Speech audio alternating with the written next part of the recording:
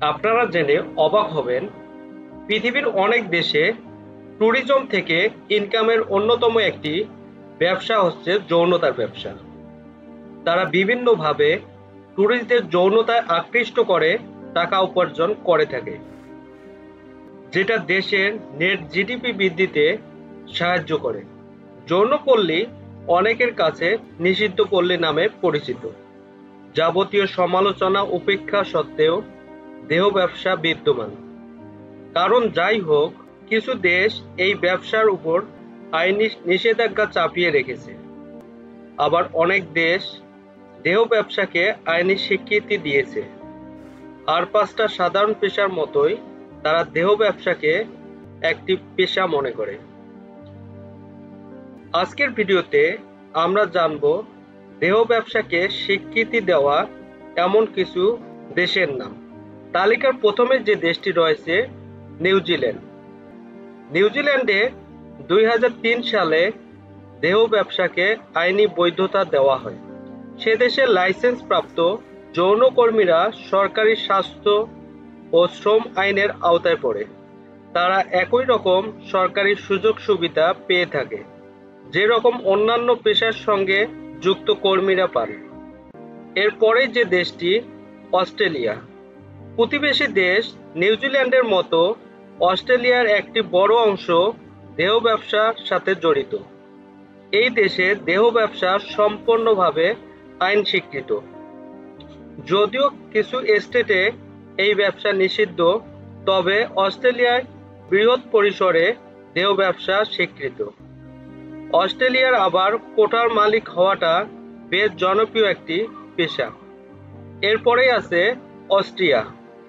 পৃথিবীর প্রাচীনতম এই আধুনিক রাষ্ট্রে দেহ ব্যবসা সম্পূর্ণ আইনত সিদ্ধ। অস্ট্রেলিয়ায় কেউ দেহ ব্যবসা শুরু করতে চাইলে তাকে অবশ্যই বেশ কিছু সরকারি স্বাস্থ্য পরীক্ষার মধ্য দিয়ে যেতে হয়।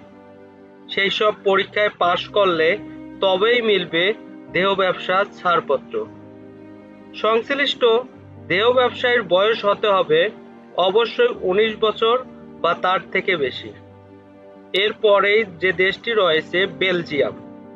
দেহ ব্যবসাকে শুধু আইনি করাই নয়, দেহ ব্যবসায়ীদের সম্পূর্ণ নিরাপত্তা দিতে যৌনপল্লীর সব বাড়িতে অন্যান্য অফিসের মতো রয়েছে ফিঙ্গারপ্রিন্ট প্রযুক্তি ও কি কার্ডের ব্যবস্থা।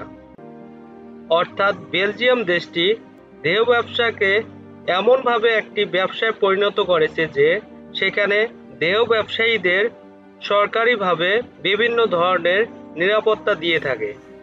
ব্রাজিল। লাতিন আমেরিকার এই দেশটিতেও দীর্ঘদিন আগে থেকে দেহ ব্যবসা আইনত স্বীকৃত ছিল এবং যৌনকর্মীদের অত্যাচার করলে আইনও যথেষ্ট কড়া ছিল এই ব্রাজিলে। এরপরে রয়েছে কানাডা। কানাডায় যৌনকর্মীদের অবস্থা আপাতত বিপজ্জনক।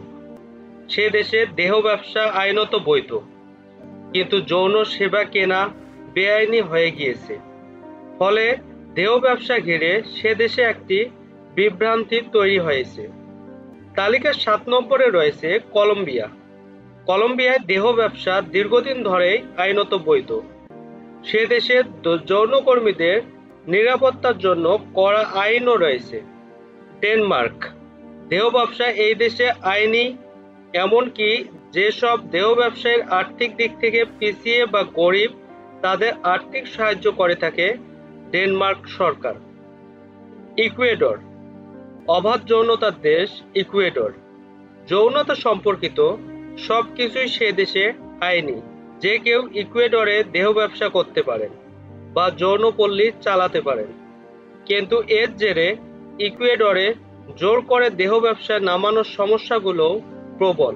এই দেশে অস্ত্রের ঝনঝনানি এবং অস্ত্রের মুখে অনেককে জিম্মি করে দেহ ব্যবসায় জড়ানোর মতো অভিযোগও কম নয়। ফ্রান্স। ফ্রান্সের দেহ ব্যবসা সম্পূর্ণ আইনি, তবে 1946 সালে দ্বিতীয় বিশ্বযুদ্ধের ঠিক পরেই সে দেশের যৌন ব্যবসা সরকারিভাবে নিষিদ্ধ করা হয়েছিল। পরে অবশ্য আস্তে আস্তে সেসব নিষেধাজ্ঞা তুলে নেওয়া হয়। জার্মানি। জার্মানিতে 1927 সাল থেকে দেহ ব্যবসা আইনত স্বীকৃত। সে দেশে যৌনপল্লী চালানোর জন্য আলাদা করে স্টেটও রয়েছে।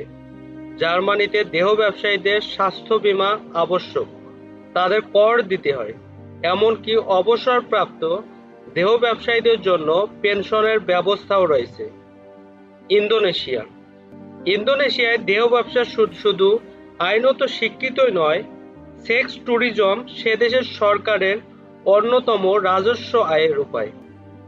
তবে অবাধ যৌনতার জেরে ইন্দোনেশিয়ায় জোর করে দেহ ব্যবসায় নামানো বা নাবালিকা অত্যাচার ক্রমেই বেড়ে চলেছে, যার কারণে দেহ ব্যবসার উপর কিছুটা কঠোরতা প্রদর্শন করতে বাধ্য হয়েছে সে দেশের সরকার।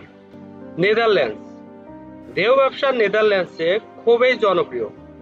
আইনত স্বীকৃত তো বটেই, যৌনতা নিয়ে নেদারল্যান্ডসে কোনো সামাজিক বাধা নেই। অবাধ যৌনতায় সে দেশের ট্রেডিশন। যে কেউ যে কারো সাথে যে কোনো জায়গায় যৌনতায় অবাধভাবে মিলিত হতে পারে। অর্থাৎ সে দেশে যৌনতাকে একটি অন্যতম আকর্ষণীয় বিষয় হিসেবে দেখা হয়।